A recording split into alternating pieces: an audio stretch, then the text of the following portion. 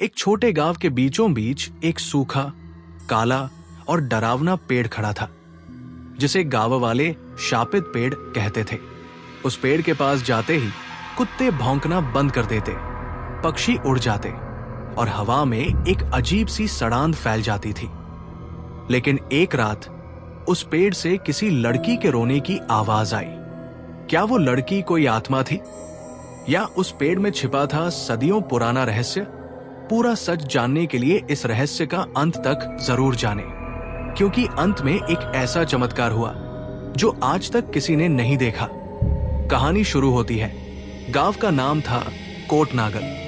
ये गांव घने जंगलों से घिरा हुआ था और यहाँ के बीचों बीच खड़ा था एक भयानक और अजीब पेड़। गांव के बड़े बुजुर्ग कहते थे कि उस पेड़ को हाथ लगाना तो दूर, उसकी परछाई से भी दूर रहना चाहिए।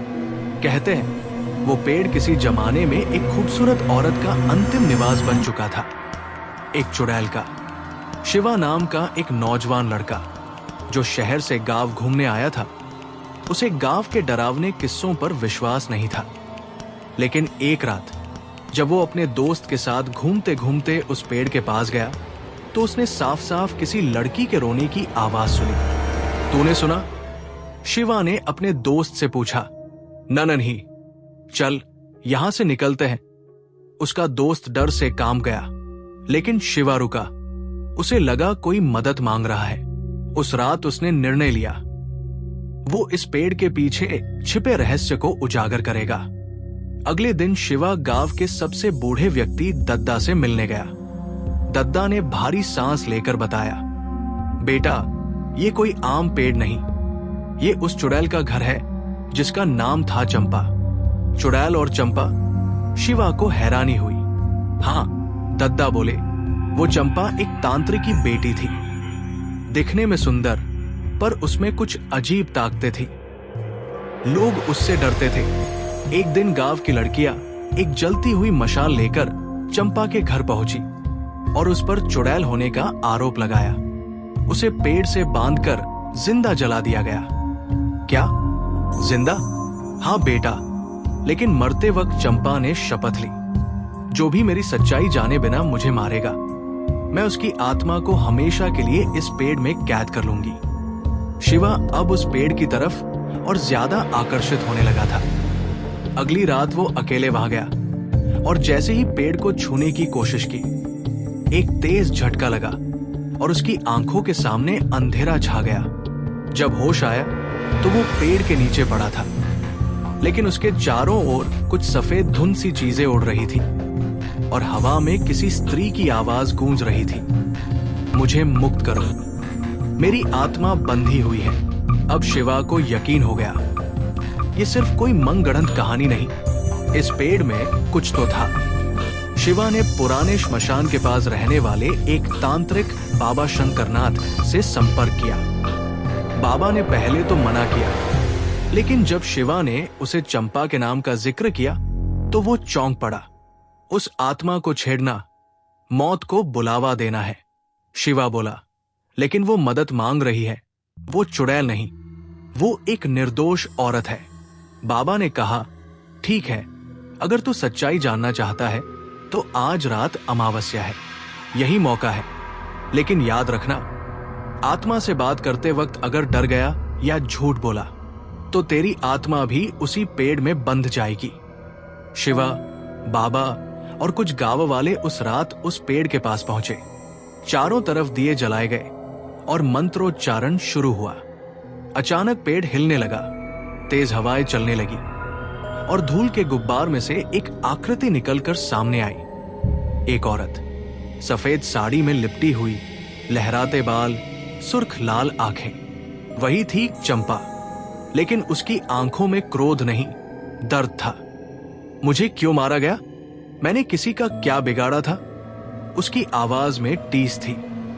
शिवा आगे बढ़ा और बोला, मैं तेरी सच्चाई सबके सामने लाऊंगा। मैं वादा करता हूं, तुझे इंसाफ मिलेगा। तभी एक तेज चीख गूंजी और वो आत्मा शिवा के अंदर समा गई। अगले दिन से गांव में अजीब घटनाएं शुरू हो गई। शिवा अब अजीब बातें करता, कभी चंपा की जिंदगी के राज बताता और कभी गांव की औरतों की बातें जानता जिन्हें किसी ने कभी बताया नहीं था। गांव में चर्चा फैल गई, शिवा में चुड़ैल घुस गई है। लेकिन शिवा का मकसद कुछ और था। उसने गांव वालों को इकट्ठा किया और चंपा की पूरी कहानी बताई।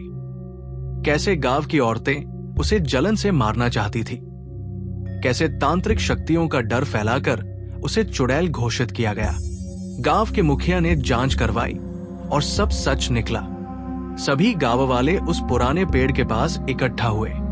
शिवा के अंदर समाई आत्मा ने अंतिम बार गांव से सवाल किया, क्या अब मुझे चुड़ैल कहोगे या एक निर्दोष स्त्री जो अन्याय की भेंट चढ़ी? गांव का मुखिया रो पड़ा, माफ कर दो बेटा, तुझ पर जुल्म हुआ, अब तुझे शांति मिले। बाबा शंकरनाथ ने एक विशेष मंत्र पढ़ा और जैसे ही मंत्र पूरा हुआ, शिवा जोर से चीखा और उसके शरीर से चंपा की आत्मा एक सुनहरी रोशनी बनकर आसमान की ओर उड़ गई। पेड़ सूख कर राख हो गया और उस जगह से अचानक एक गुलाब का पौधा उगाया। उस घटना के बाद गांव में अजीब बदलाव आने लगे। जो औरतें संतानहीन थी उन्हें संतान का सुख मिला। जो लोग बीमार थे वो चमत्कारिक रूप से ठीक हो गए। लोगों का मानना है चंपा की आत्मा अब एक देवी का रूप ले चुकी है। उस गुलाब के पौधे की पूजा की जाती है और हर साल वहां मेला लगता है। शिवा गांव छोड़ चुका है, लेकिन उसने एक किताब लिखी, शापित पेड़ में बंद देवी, जो बेस्टसेलर बन गई। लेकिन क्या सचमुच चंपा की आत्मा मुक्त हुई? कुछ लोगों का कहना है हर अमावस्या की रात उस गुलाब के पौधे के पास से फिर किसी लड़की के रोने की आवाज आती है। तो क्या चंपा का दर्द आज भी जिंदा है या किसी और की आत्मा अब उस पेड़ से जुड़ गई है? इस रहस्य को और जानने के लिए हमारे चैनल को सब्सक्राइब करें और अगली कहानी में जानिए गुलाब के फूल में छिपी आत्मा का नया रहस्य। अगर कहानी पसंद आई तो लाइक करें, शेयर करें और कमेंट में बताएं। क्या आप कभी शापित पेड़ के पास गए हैं? अगर आपको हमारी कहानी पसंद आई तो इसे लाइक करें, अपने दोस्तों के साथ शेयर करें और हमारे चैनल को सब्सक्राइब करें। घंटी दबाना न भूलें ताकि अगली बार की रहस्यमयी कहानियां आप सबसे पहले देख सकें। आपकी एक प्रतिक्रिया हमें और बेहतर बनाने में मदद करेगी। धन्यवाद।